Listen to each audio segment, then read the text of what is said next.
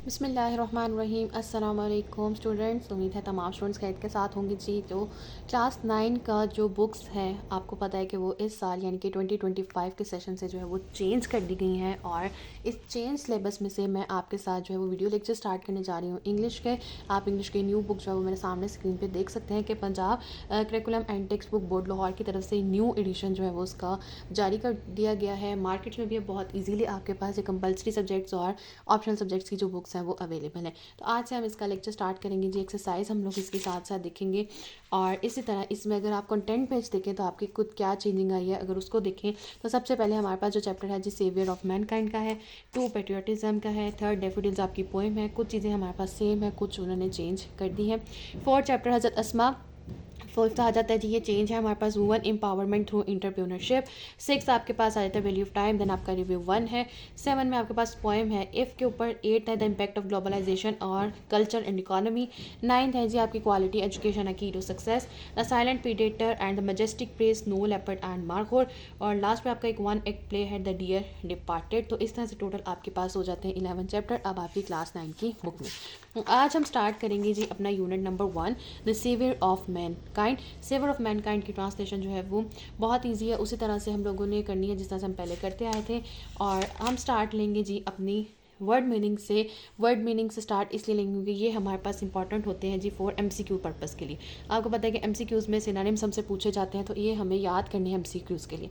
तो अगर हम देखें तो एक्सरसाइज आपके पास यहीं से स्टार्ट हो जाती है ग्लोसरी में। सबसे पहला आपका मीनिंग है bestow give something as an honour और gift. chaos lack of order disorder. Compassion है जी sympathy. Crumble to break something into very small pieces. Dazzling so bright that you can not see for a short time. Dilemma एक ऐसी situation होती है जिसमें हमारे पास problems आ रहे हो, तो उस प्रॉब्लमेटिक सिचुएशन को हम लोग इन शॉर्ट कहते हैं dilemma.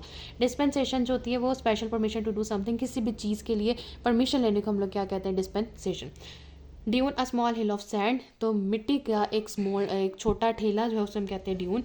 एलिक्वेंस the ability to use language and express your opinions well. Embodiment a typical example of an idea or quality. Eradicate to destroy or get rid of something. Everlasting continuing forever. Meditation का हमारे पास क्या होता है in order to make your mind calm. Meditation का मतलब है अपने माइंड को काम करने के लिए, अपने दिमाग को सुकून पहुंचाने के लिए जो काम किया जाता है वो क्या होता है मेडिटेशन। नेक्सस का मतलब क्या है जी हमारे पास a complicated series of connection between different things. और proclaim to publicly and officially tell something about something important. Proclaim यानी अनाउंस करना, पब्लिकली जो है वो उसको ओपन करना, सोसाइटी में उस चीज़ के बारे में एक्सप्लेनेशन देना। तो हमारे पास नेक्स्ट मीनिंग्स आ जाते हैं प्रोमulgation। प्रोमulgation का मतलब है हमारे पास the act of suspending an idea, a belief etcetera among many peoples. Proselytising to try to persuade other people to accept your believe specially about religion और politics. Renounce to state publicly that you no longer have a particular belief और that you will no longer behave in a particular way. Solitude क्या state of being alone. Theology study of religions. Transformation to change something. Topical area between the two topics. Unparalleled use to emphasise that something is bigger और better. Words का क्या मतलब होगा जी the edge of a path और a road. तो ये हो गया हमारे पास वर्ड मीनिंग शॉर्ट क्वेश्चंस के लिए। अब आ जाते हैं एक्सरसाइज पोर्शन पेज नंबर 6 की तरफ। तो आपके पास सबसे पहले reading and critical thinking, answer the following question है। ये आंसर द फॉलोइंग क्वेश्चन जी मैं आपके साथ शेयर करूँगी अपने सेकंड लेक्चर में डिटेल के साथ। आपको ये तमाम इसके नोट्स जो है वो आपको इस नेक्स्ट वीडियो में जो आपके साथ शेयर किए जाएंगे। आगे आ जाते हैं जी अपने एक्सरसाइज के पोर्शन में कि वो हमारे पास उसमें क्या बताया जा रहा है। आपका बी पार्ट है जिसमें वो क्या कह रहे हैं, read paragraph number 5 of the unit and identify. क्या आइडेंटिफाई करना है हम लोगों ने, what is the main idea of this paragraph. आपका जो पैराग्राफ नंबर 5 है वो है ये, the period of waiting had come to close. यहाँ से आपका ये पैराग्राफ जो है वो स्टार्ट हो जाता है और एंड हो रहा है दिस आयत कुरानी।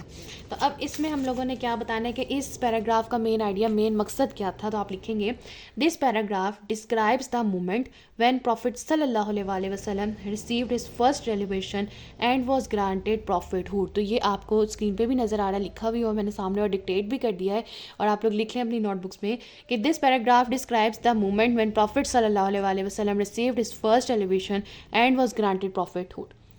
इसी के आगे क्वेश्चन है what details support this idea, कि कौन सी डिटेल्स जो है वो इस आइडिया को सपोर्ट करती है। तो सबसे पहली डिटेल प्रॉफिट सल्लल्लाहु अलैहि वसल्लम कंसर्न, उनका कंसर्न क्या था, desire to remove social evils and injustice, के वो तमाम जुल्म ज़्यादती और नाइंसाफ़ी के कामों को क्या करें, ख़त्म करें। सेकंड है केव ऑफ हीरा, हज़रत जिब्राईल अलैहिस्सलाम अबियर, जहाँ पे क्या हुई जी, पहली वही नाजिल हुई। फिर फर्स्ट रेलिवेशन क्या थी, Allah commanded to read and learn, वो जो इकरा बिस्मि रब्बिकल लज़ी खलक, वो वाली चीज़ें क्या आ जाती हैं, इसमें आ जाती हैं। सी पार्ट में अगर आप देखो तो क्या है, right an objective summary of the text, आपको पता है टेक्स्ट की जो समरीज हैं वो नहीं आती है तो वो हम लोग नहीं करेंगे. Start with the main idea and include key supporting details.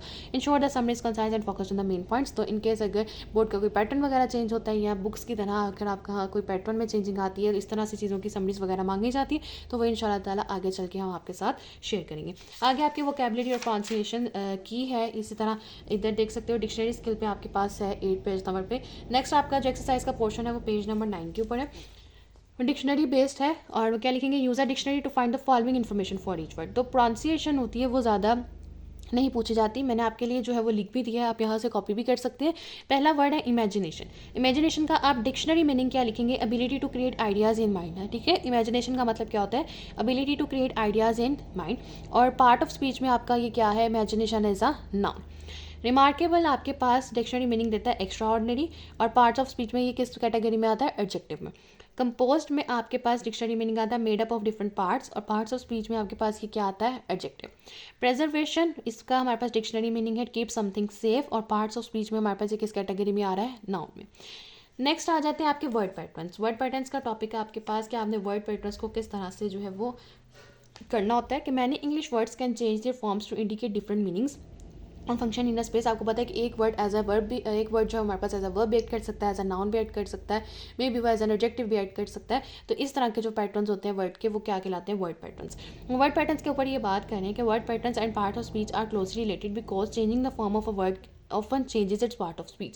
By adding prefix or suffix or by altering the word itself, a word can be transformed from one part of speech to another, which changes its role and its meaning in a sentence. ठीक है, हो गया.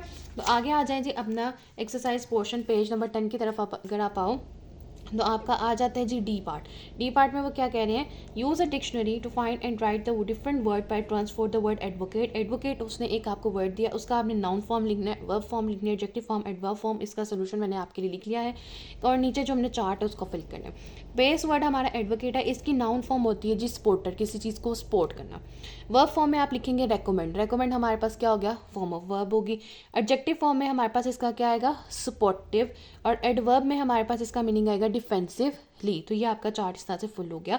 Noun form में इसका meaning होगा supporter, verb form में होगा recommend, adjective में सपोर्टिव, एडवर्ब में डिफेंसिव. ई पार्ट एक्सरसाइज में क्या कह रहा है, right sentences using each form of word advocate. हमने क्या वर्ड यूज़ करना है, एडवोकेट का जितना हमने फॉर्म ऑफ वर्ड यूज़ किए हैं वो आप यूज़ करेंगे. पहला हमारे पास क्या था, नाउन फॉर्म में सपोर्टर. तो बेहतर ये कि हम लोग यहाँ से स्टार्ट करते हैं. एडवोकेट्स अगर आप देखो हमने बनाना है कि हर form of word noun form में भी रिप्रेजेंट हो, वर्ब फॉर्म में भी हो, एडजेक्टिव में और एडवर्ब फॉर्म में भी. तो हम क्या करेंगे जी, सबसे पहले हमने सेंटेंस लिखा, she is a strong advocate of human rights. तो यहाँ पे हम लोग क्या शो करवा रहे हैं, उसे नाउन फॉर्म शो करवा रहे हैं, she is a strong advocate of human rights. फिर सेकेंड सेंटेंस है, he advocates for free education for all children. Her advocative tone showed her dedication to the cause. He spoke advocatively about mental health awareness. एक बार फिर मैं ये sentences आपके लिए repeat कर देती हूँ क्योंकि बहुत स्मॉल राइटिंग लिखी हुई है. She is a strong advocate of human rights. He advocates for free education for all children. Her advocative tone showed her dedication to the cause. He spoke advocatively about mental health awareness. आगे आ जाए जी grammar portion में. Parts of speech एक दफ़ा revise कर लेते हैं जो कि हम लोग काफ़ी अर्ली क्लासेस से पढ़ते हुए आ रहे हैं. सबसे पहले है नाउन. नाउन क्या है जी, noun is a word that names a person, place और आई थिंक किसी भी चीज़, शख्स या जगह का नाम क्या कहलाता है आपके पास, नाउन यानी कि इसम. एग्जाम्पल, पर्सन में टीचर, नदीम, साइंटिस्ट. प्लेस में आ गया पेरिस, थिंग में आ गया आपके पास for example car, apple. And idea में भी हैप्पीनेस, फ्रीडम और लव. सेंटेंसेज में भी इसी तरह यूज़ कर सकते हैं. प्रोनाउन हम लोग सिर्फ बेसिक कॉन्सेप्ट देखिए एक्सरसाइज की तरफ जाएंगे. प्रोनाउन क्या होता है, वो वर्ड जो हम लोग in place of a noun use कर सकते हैं. आगे हमारे पास इसकी काफ़ी सारी टाइप्स आती है, personal, possessive, reflexive, demonstrative, interrogative, relatives, इस तरह से.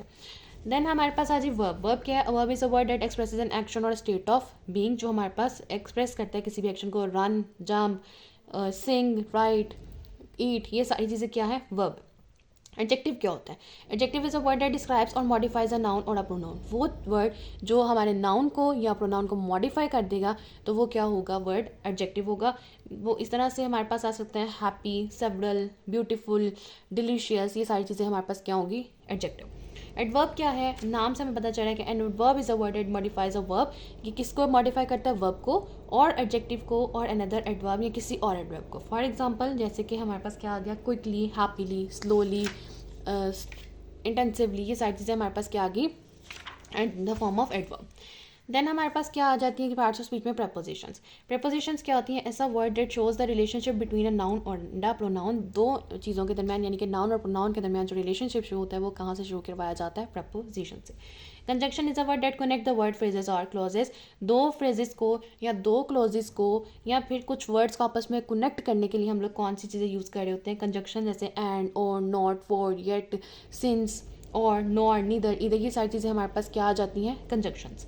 इंटरजेक्शंस क्या होते हैं? जो भी किसी इमोशन, स्टेट ऑफ इमोशन को जब हम शो कर रहे होते हैं तो उस चीज़ को हम लोग क्या कहते हैं? पार्ट ऑफ स्पीच में interjection. Wow, hurray, ouch, alas, ये सारी चीज़ें क्या है हमारे पास? इंटरजेक्शन।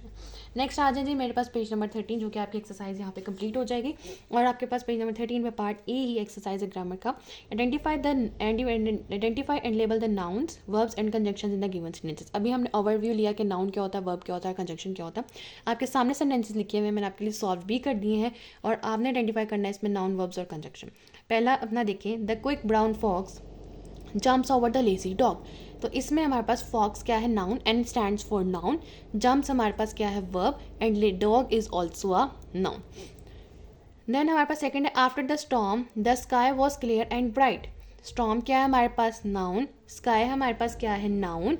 वॉज हमारे पास क्या है? फॉर्म ऑफ वर्ब आता है पास्ट टेंस में, was is a verb, and is a conjunction, C stands for conjunction. तो यहाँ पे मैंने यूज़ किया है नाउन के लिए वर्ड एन, वर्ब के लिए वी, एंड कंजंक्शन के लिए C. She quickly finished her homework before dinner. Finished हमारे पास क्या है? वर्ब। होमवर्क हमारे पास क्या है? नाउन। बिफोर हमारे पास क्या होगा? कंजंक्शन। और डिनर हमारे पास क्या होगा? Noun. Wow that was an incredible match. Was क्या होगा? वर्ब। मैच क्या होगा? नाउन। इसमें हमारे पास कंजंक्शन नहीं है। 5 वाले में because it was raining they decided to stay indoors. Because क्या होगा? कंजंक्शन। वॉज क्या होगा? वर्ब। रेनिंग भी क्या होगा? वर्ब। डिसाइडेड भी क्या होगा हमारे पास? वर्ब। तो इस वाले हमारे पास स्टेटमेंट में नाउन नहीं। नेक्स्ट आ जाए जी आप सी पार्ट के एक्सरसाइज में, choose the correct adjectives. Correct adjectives हमने चूज करने हैं। First MCQ, Ishfaq Ahmad was a dash writer famous, option B is the right. This is very dash seminar, option C informative. My mother becomes dash if I get home late, option B anxious. It is dash to get the correct information from the university office, advisable. Who is dash for this chaos, responsible. D है जी हमारे पास, fill in the blanks with correct parts of speech as indicated in the parenthesis. हमारे पास first statement है, the cat is hiding dash, preposition use करनी है under the bed. हम लोग इसमें वर्ड क्या यूज़ करेंगे? अंडर। हमें पता है कि प्रपोजिशन हमारे पास क्या है? Under. Under is a preposition, तो आप कोई भी प्रपोजिशन यूज़ कर सकते हैं। मैंने क्या लगा दिया जी? अंडर। शी डैश, इसमें आप वर्ब यूज़ करेंगे, her homework before dinner, I have place the word did. Number 3 is dash, interjection use करना है, this is a very beautiful dress, wow. He is a very dash student, adjective use करना है bright. Dash went to the store, pronoun use करेंगे और क्या लगाएंगे जी यहाँ पर? दे। तो जी हमारे पास chapter number 1 the saviour of mankind की जो आपके पास एक्सरसाइज है वो आपकी कंप्लीट हो गई है। मैंने कंप्लीट चीज़ें आपको उसमें एक्सप्लेन कर दी हैं। इंशाल्लाह ताला नेक्स्ट वीडियो में हम लोग इसके क्वेश्चन आंसर्स को सॉल्व करेंगे, उसके नोट्स मैं आपके साथ शेयर करूँगी। मुझे उम्मीद है कि आप लोगों को ये वीडियो पसंद आई होगी। और क्लास 9 का जो हम लोगों ने आज से स्टार्ट किया इंग्लिश का, 9th क्लास की इंग्लिश की न्यू बुक का सिलेबस हम लोग स्टार्ट कर चुके हैं। और लास्ट पे आप सबसे सिर्फ रिक्वेस्ट होगी, काइंडली प्लीज़ चैनल को सब्सक्राइब कर दीजिए, वीडियो को लाइक कर दीजिए और चैनल को जल्द से जल्द सब्सक्राइब कर दीजिए ताकि हर नए सब्जेक्ट की आने वाली वीडियो आप तक जल्द से जल्द पहुंच सके। Thank you.